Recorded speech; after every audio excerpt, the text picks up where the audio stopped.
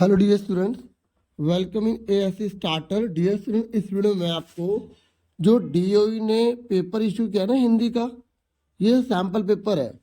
तो बिल्कुल same pattern यही रहेगा, बस ये मत सोचना कि सेम यही पेपर आएगा।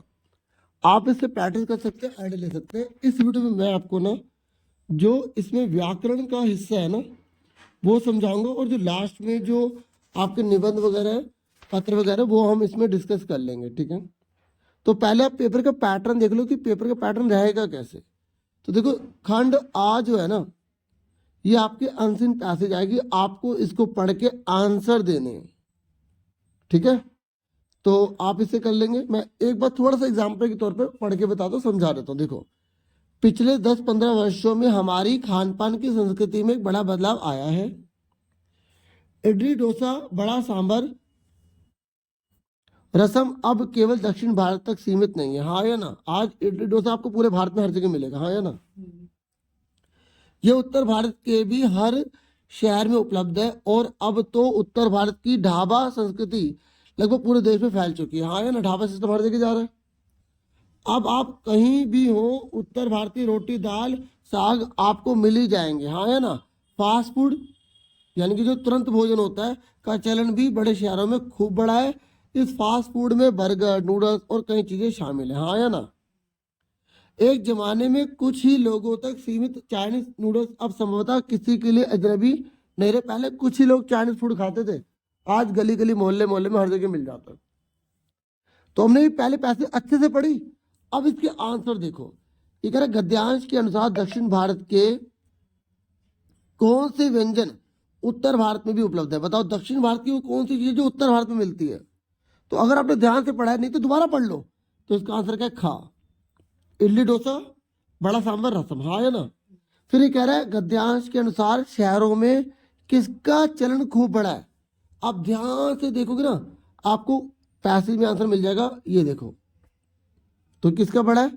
फास्ट फूड, तुरंत भोजन का। तो का आंसर आ गया इसका। तो मैं पैसेज एक एग्जाम्पल के तौर पे आपको समझा रहा हूं ताकि आप आराम से कर पाए। फिर दूसरा क्वेश्चन है, इसको पढ़ के फिर आंसर देने हैं। तो इसको भी एग्जाम्पल के तौर पे पढ़ के बताता हूं। देखो, तरवर फल नहीं खात है, सरवर पियत न पान, कही रहीम पर काज हित, संपत्ति सची सुजान। देखो, ये आपके 7वीं क्लास में से होंगे, तो आपको अगर पता है तो और अच्छा स्कोर कर लोगे। जैसे बोला कि जो पेड़ होते हैं वो अपना फल नहीं खाते, जो तालाब होते हैं वो अपना पानी नहीं पीते, जो महान संत होते हैं ना वो दूसरों के लिए अपना जीवन निछावर करते रहते, दूसरों के लिए अपना काम करते रहते हैं, जो संत होते हैं। तो यहाँ पर ही बोला कि कौन अपना फल नहीं खाता, तो लिखे ना फल, तो तरुवर मतलब पेड़। इसका आंसर का आ गया। ऐसे करना है। फिर ये कह रहा है, काव्यांश के रचयिता कौन है? देखो, हमें क्वेश्चन में ही मिल गया ये ना, रहीम। तो हमें पैसेज में से ढूंढ के करना होता है, तो रहीम आ गया। फिर जो थर्ड क्वेश्चन है वो हमारी व्याकरण का, और ये मैं आपको समझाने के लिए वीडियो स्पेशल आपके लिए लेकर आया हूं। तो व्याकरण में बोला है यहां पर कि विद्यार्थी शब्द का बहुवचन लिखिए। तो विद्यार्थी का बहुवचन क्योंकि विद्यार्थियों। तो अब देखो कौन सा सही है। देखो, आप पहले रफ में लिख ला करो ताकि आपको आंसर मैच करने में दिक्कत ना हो। विद्या, फिर ये ऐसे लगा देंगे विद्यार्थियों, और बहुवचन के लिए ना यहाँ पे बिंदी लगानी पड़ती है। अगर आपने बिंदी नहीं लगाई तो बहुवचन नहीं माना जाएगा। देखो, ये वाला और ये वाला दोनों सेम है। यहाँ पे बड़ी की मात्रा कर दी, गलत हो गई। ये बड़ी की, ये वैसे गलत है। दोनों में सही कौन सा होगा? खा।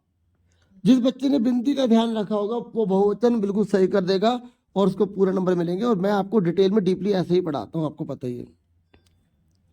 एक बात आपसे बोलता हूँ कि एएससी स्टार्टर जो अभी चैनल देख रहे हैं, आप क्लास 9 वाले एएससी स्टार्टर को भी प्लीज सब्सक्राइब कर लेना। क्लास 9 एएससी स्टार्टर, ये 9th के लिए स्पेशल बना हुआ है।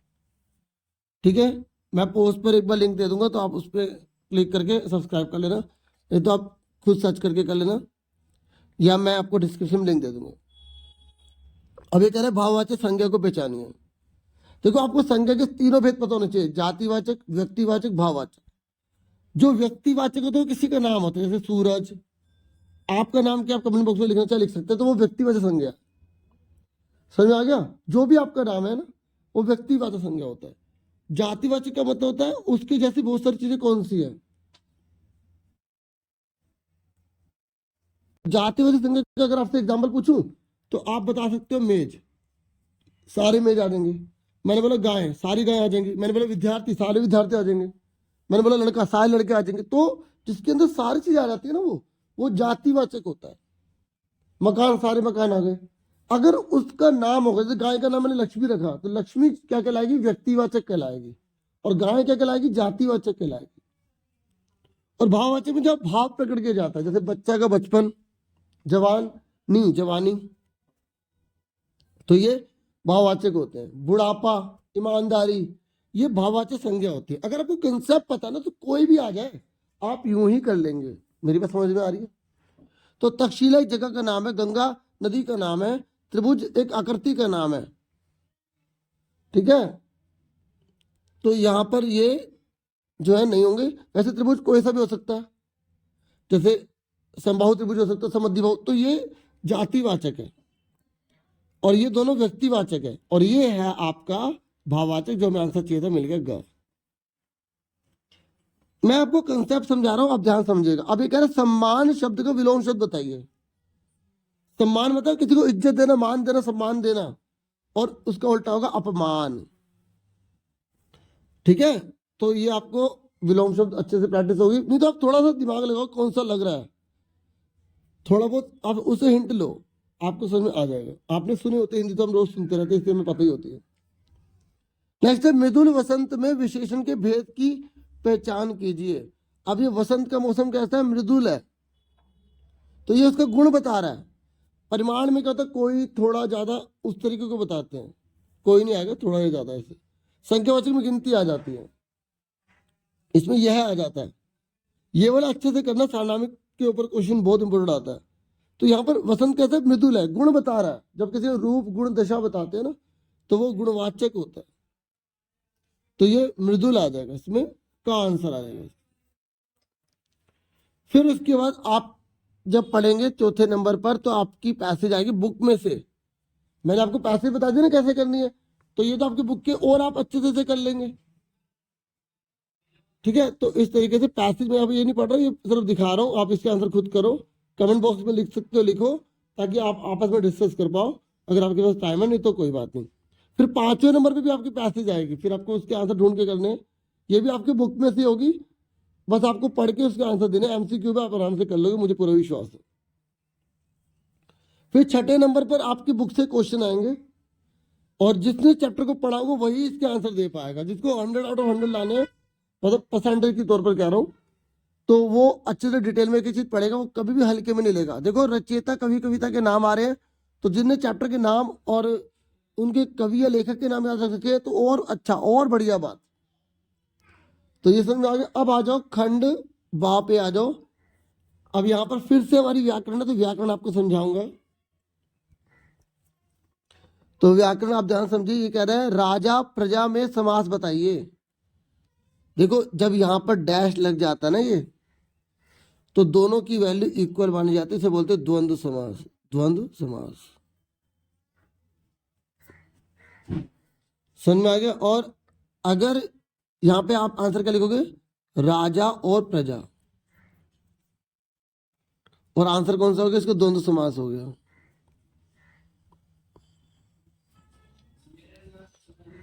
उसके बाद है कामगार शब्द में मूल शब्द बताइए। कामगार शब्द में मूल शब्द कौन सा है? पता है मूल शब्द किसे कहते हैं? जिससे शब्द बनते हैं नए। तो इसको अलग करो, काम जमा गार। तो ये जो काम है ना, ये मूल शब्द कहलाएगा। और ये जो पीछे लगता है उसे प्रत्यय कहते हैं। आप उपसर्ग प्रत्यय वाली वीडियो देख लेना, आप लिखोगे उपसर्ग ASC स्टार्टर, आपको वीडियो मिल जाएगी। पूरे चल का नाम से लिखना, STR स्टार लिख के TER स्टार्टर कर देना, ठीक है। ठीक है, ये आप सबकी वजह से चैनल है, आप सबका बहुत बहुत शुक्रिया। वीडियो को देखते हैं और लाइक करते हैं, थैंक यू आपका। ठीक है, मन में आया तो मैंने बोल दिया बीच में ही। अब ये समझ में आ गया कामगार। उसके बाद मीठा शब्द का भाववाचक संज्ञा लिखिए। भाववाचक बना, मीठा का क्या होगा? भाववाचक मिठास, खट्टा का खटास।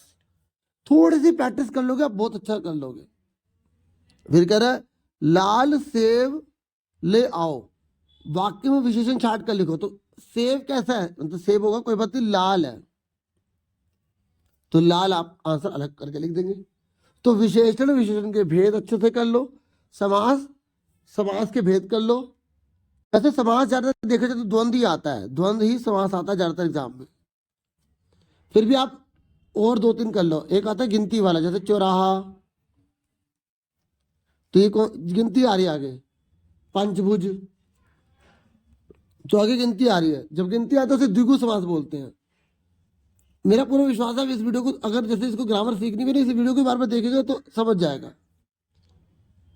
अब उसके बाद 9वें क्वेश्चन में आपकी बुक के क्वेश्चन आंसर है, ये आपको खुद करने हैं। चैप्टर पढ़ो, बना बना के लिख दो। फिर आपके 10वें नंबर पे क्वेश्चन है, एक एक नंबर का है, एक एक आंसर लिखना है, एक एक लाइन का, एक एक लाइन का, दो दो लाइन का आंसर लिखना है, ये 10वें नंबर पे। फिर 11वें में आपको 4 क्वेश्चन करने हैं, ये आपको 30 से 40 शब्दों में लिखने हैं। फिर आ जाओ 12वें नंबर पर, आपको फिर यहाँ पे 3 क्वेश्चन करने हैं, 30 से 40 शब्द में लिखने हैं, 3 क्वेश्चन करने हैं। ये जो सारे क्वेश्चन है इसको करके देखो, आपको जान पहचान होनी चाहिए कि कितना अच्छा आपको आता है। अब 13वें नंबर पे आ जाओ, यहाँ पर बोला एक विषय पर आपको 80 से 100 शब्दों में क्या लिखना है, यहाँ पर अनुच्छेद लिखना है, इसके ऊपर पैराग्राफ लिखना है। तो जैसे मान लो आगे दिल्ली में प्रदूषण, ठीक है, तो आप लिखो, स्टार्ट कर दो। फिर पहले हेडिंग डालो, दिल्ली में प्रदूषण,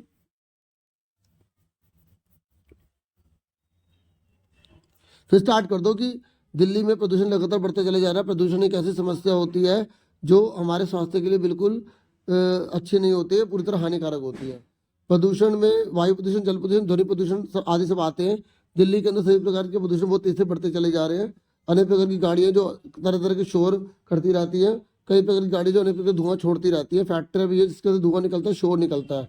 आसपास के जो अस्पताल होते हैं जहाँ पर मरीज होते हैं उनको भी काफी दिक्कत का सामना करना पड़ता है। लोग सांस की बीमारियों के शिकार होते चले जा रहे हैं। बना बना के जितना लिख सको लिख दो, पर ज्यादा भी मत लिखना, 100 शब्द बोले हैं, ठीक है। तो जरा आप 10 लाइन लिखना या 12 लाइन लिख देना, बस 10 से 12, ठीक है। अब दीपावली, तो आप कैसे स्टार्ट कर सकते हो। दीपावली हिंदुओं का पवित्र त्योहार होता है। ये दिवाली जो है हिंदू का सबसे बड़ा त्योहार भी है। लोग बहुत धूमधाम से मनाते हैं। ये कार्तिक मास के अमावस्या को मनाया जाता है। बना बना के जितना लिख सको लिख दो। या योग का महत्व, तीनों में से एक करना है। बोलो कि योग का मतलब समाधि से है। योग आत्मा से परमात्मा को मिलाने की एक तकनीक है। योग से मन को शांति प्राप्त होती है। योग परमात्मा तक पहुंचने का एक मार्ग होता है। योग से स्वस्थ शरीर होता है। बना बना के जितना लिख सको लिखते रहो, छोड़ के नहीं आना। अब उसके बाद 14वें नंबर पर आपको एक विषय पर लिखना है। ये प्रार्थना पत्र है। देखो यहाँ औपचारिक आएगा या अनौपचारिक आएगा। पत्र का पैटर्न आपको पता होना चाहिए। वो वाली वीडियो देख लेगा पत्र लिखकर। ये देख रहे उसमें 9th लिखा है, 10वीं लिखा है। पत्र का पैटर्न सभी के लिए सेम है। ऐसे स्टार्टर लिखना। बाकी मैं वीडियो अपलोड कर दूंगा दोबारा से, ताकि आपको मिल जाए, दोबारा से देख लो। बस इतना ही है इसमें। कैसे लगी वीडियो कमेंट करके जरूर बताइएगा, और खूब मन लगा के पढ़ाई कीजिएगा। Thank you for watching and listening carefully. Take care students.